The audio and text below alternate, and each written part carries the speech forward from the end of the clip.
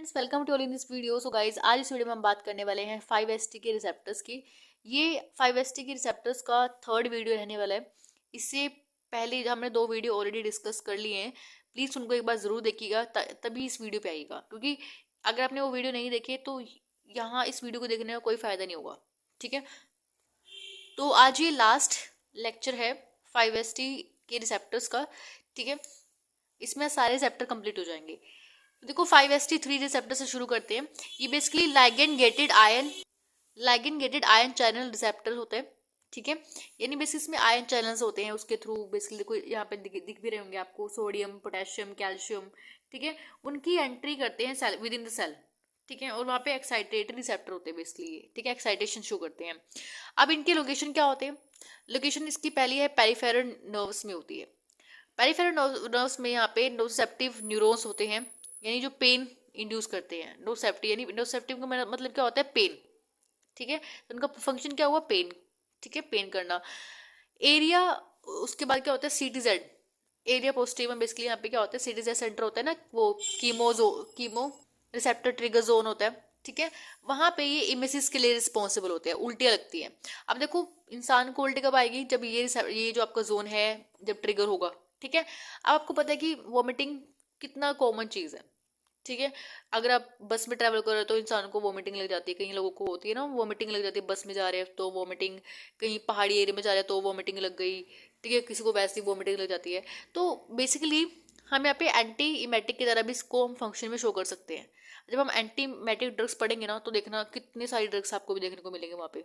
ठीक है, ओंडासिट्रोन जो मेडिसिन है ना, ये मेडिसिन जो है, जब हम, मैं अपना पर्सनल एक्सपीरियंस बता रही हूँ पर्सनली। जब मैं उस हॉस्पिटल में ना, हमारी फार्मेसी, जब ड्यूरिंग फार्मेसी, तो हमारी हॉस्पिटल के अंदर हम फार्मासिस्ट की ट्रेनिंग के लिए जाया करते थे। तो वहाँ पे मतलब बहुत सारी, मैंने मतलब ये जो केस होते हैं कीमो, जो कैंसर के केसेस होते हैं, कैंसर केसेस में क्या होता है? वॉमिटिंग लगती है, क्योंकि हम ऐसी मेडिकेशन देते हैं तो उसमें वो वॉमिटिंग लगती है बहुत ज़्यादा। ठीक है, तो उस वॉमिटिंग को रोकने के लिए हम ओंडासिट्रोन का बहुत ही कॉमन मतलब यूज़ होता है वहाँ पे। ठीक है, उसको हम ऑनसेट के नाम से एक ब्रांड है, तो वो बहुत ज़्यादा बिकती थी वहाँ पे। ठीक है, ओंडासिट्रोन। तो मेरे को भी ये पॉइंट वहीं से क्लियर हुआ था। ठीक है, और ये मेडिसिन, इसका बेसिकली ना इंजेक्शन था। Injection I think ampoule ampoule था। एम्प्यूल में इसका एम्प्यूल जो था, वो मैंने बहुत बार डिस्पेंस भी किया है पेशेंट को।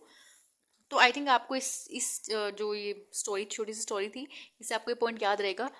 तो यहाँ पे हम इसको एंटीमेटिक की तरह भी इस्तेमाल कर रहे हैं। बेसिकली एंटागोनिस्ट दे रहे हैं, 5ST3 का एंटागोनिस्ट। अब एंटागोनिस्ट ही देंगे ना, अगर एगोनिस्ट दिया तो क्या होगा? लोग, उस इंसान को और उल्टी लगती जाएगी, तो उसकी और तबीयत खराब हो जाएगी। तो यहाँ पे एंटागोनिस्ट देंगे ताकि उसकी उल्टी रुक जाए।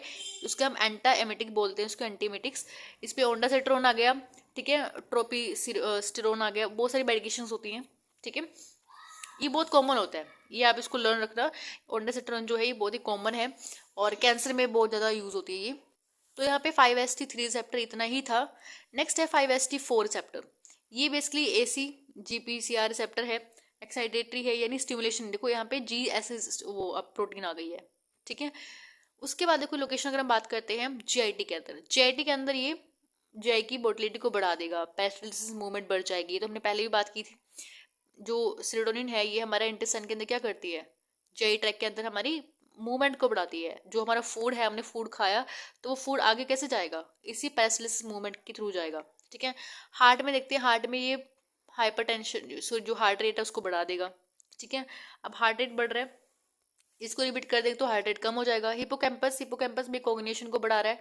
ठीक है, एड्रीनल ग्लैंड में क्या फंक्शन होता है इसका? जो हमारे कोर्टिसोल, एड्रीनोसोल, उनका रिलीज को बढ़ा देते हैं। ठीक है, अब देखो यहाँ पे हमने इसका एक फायदा उठाया। जो ये गैस्ट्रोइंटेस्टाइनल मोटिलिटी है, इसका हमने क्या फायदा उठाया? इसका हमने एगोनिस्ट दे दिया, 5ST4 का एगोनिस्ट दे दिया। अभी क्या करेगा? यहाँ पे जो IB है, जो इंटेस्टाइनल बोवल सिंड्रोम्स होते हैं, जैसे कॉन्स्टिपेशन, कब्ज में क्या होता है, हमारे जो स्टूल होता है वो बहुत ज़्यादा हार्ड हो जाता है, क्योंकि अगर मूवमेंट नहीं होगी इंटेस्टाइन के अंदर, तो फूड तो पड़ा पड़ा वहाँ पे हार्ड ही होगा ना। तो उस, अगर हम इसकी मोटिलिटी को बढ़ा दें, अगर हम इंटेस्टाइन के पैसेज मूवमेंट को बढ़ा देंगे, तो फूड फटाफट आगे जाएगा, जो भी वेस्ट मटेरियल वो आगे जाएगा और हमारी बॉडी से रिलीज हो जाएगा। तो हमने यहाँ पे इसका फायदा उठा के 5ST4 एगोनिस्ट बना दिया, जो हमारे कॉन्स्टिपेशन में इस्तेमाल होता है। और ये मेडिकेशन आपको यहाँ पे लिखी हुई है, एक बार इसको जरूर देख लीजिएगा। ठीक है, तो यहाँ पे खत्म होता है आपका 5ST4 रिसेप्टर। अब बचा है 5, 6, 7। और सबसे अच्छी बात ये है कि इन रिसेप्टर में कुछ है ही नहीं है, देखो यहाँ पे बिल्कुल ही खत्म है। 5ST5, अगर आप 5ST5 में देखोगे तो ये एक सब मैकेनिज्म देख लेना एक बार, ठीक है। AC इनिबिटर है ऊपर वाला, उसके बाद ये सारे एक्टिवेट करते हैं इसको, ठीक है। हिपोकैम्पस में लोकेशन है इसकी, लेकिन फंक्शन का अभी कुछ आता पता नहीं है। 6 में भी जो कॉर्पस स्टेटम है उसमें भी मतलब उसको इसकी फंक्शन का कुछ नहीं पता। सेप्टर यहाँ पे प्रेजेंट है। हिप जो आपका हाइपोथैलेमस है वहाँ पे 5ST7 सेप्टर मिलते हैं, लेकिन इसके फंक्शन का भी कुछ नहीं पता। अब देखो नेक्स्ट टॉपिक आपको पता चल ही गया होगा, माइग्रेन। माइग्रेन बहुत ही इंटरेस्टिंग टॉपिक भी है, लेकिन खतरनाक भी है भाई। जिसको माइग्रेन होता है ना, मतलब उसको ही पता होता है। तो नेक्स्ट टॉपिक हमारा माइग्रेन ही रहेगा, ठीक है। तो ये हमारे आज चैप्टर कंप्लीट हो गए हैं। तो नेक्स्ट वीडियो से हम माइग्रेन शुरू करेंगे। And thank you for watching this video. Have a nice day.